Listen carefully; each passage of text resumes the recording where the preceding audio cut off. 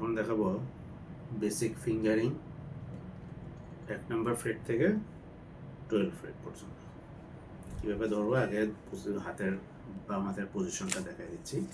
বাম হাতের পজিশনটা হচ্ছে একটা বল যদি আমরা হাতে নিই কী হবে, যে এরকম হাতটা গোল থাকবে, যে বল ধরলে ঠিক তেমনি এরকম হাতটা গোল থাকবে। এখানে এই যে আমি দেখা দিচ্ছি হাতটা এরকম থাকবে, এই যে এরকম মাঝখানে আঙ্গুল, এই আঙ্গুলটা বৃদ্ধ আঙ্গুলটা, আর এটা হচ্ছে এরকম গোল থাকবে। এই যে গোল থাকবে। এখন ফিঙ্গার এক্সারসাইজে আসি। এখানে হচ্ছে প্রথমে হবে ডাউন স্ট্রোক, পরে হবে আপ স্ট্রোক। এখানে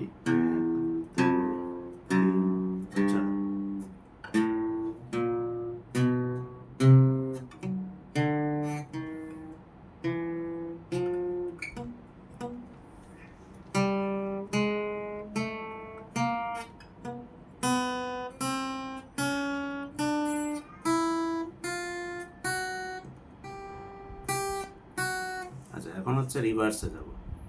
প্রথমে এসেন্ডিং অর্ডারে নাম নিচের দিকে নামলাম, এখন উপরের দিকে। উপরেরটা সময় একই রকম।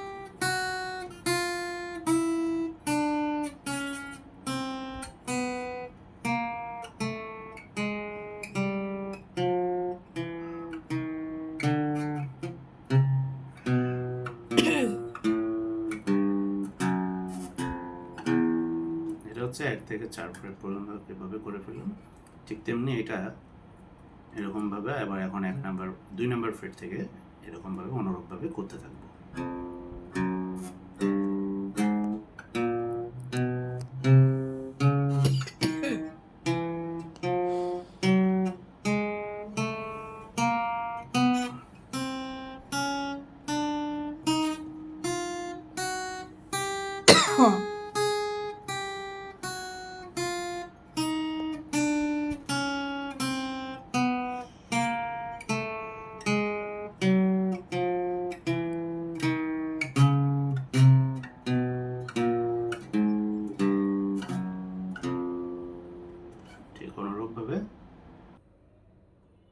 অনুরূপভাবে যেতে এখন 3 নম্বর ফ্রেটে আসে। এখন আবার এখান থেকে ডাউন আপ ডাউন আপ,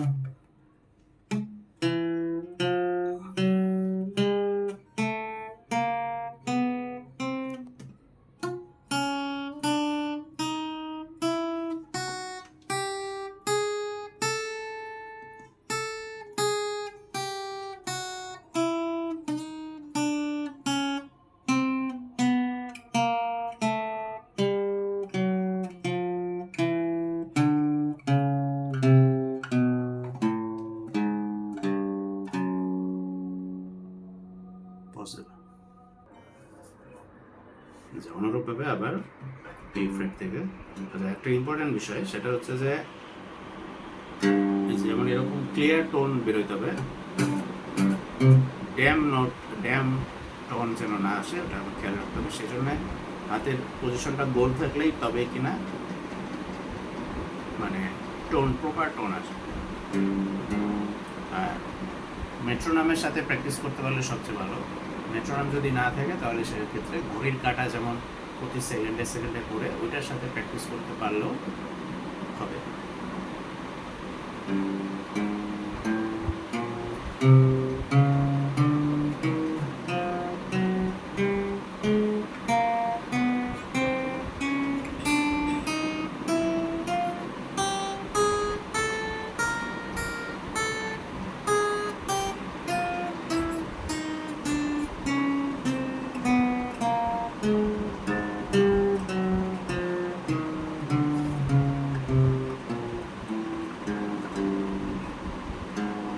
এখন আবার 5 নম্বর, 4 নম্বর গুলো এখন 5।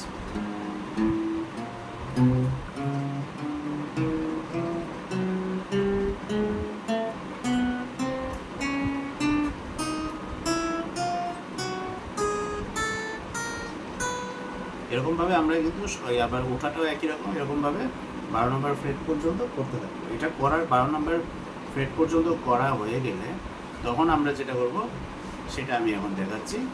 এখান থেকে এই পর্যন্ত আসবো, এটাই সেটা আমি একটু দেখা দিচ্ছি পুরাটা।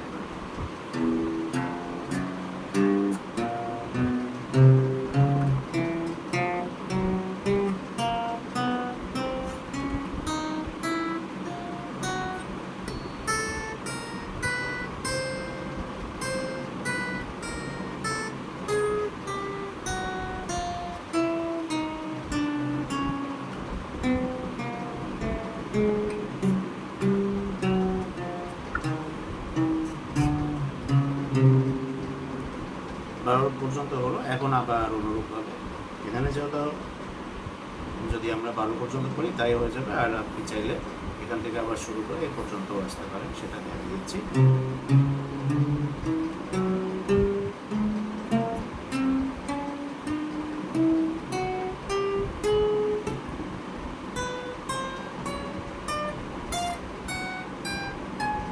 এই আবার এটা এভাবে আমরা ব্যাক আবার এরকমভাবে অন করে আবার এখানে আসবো।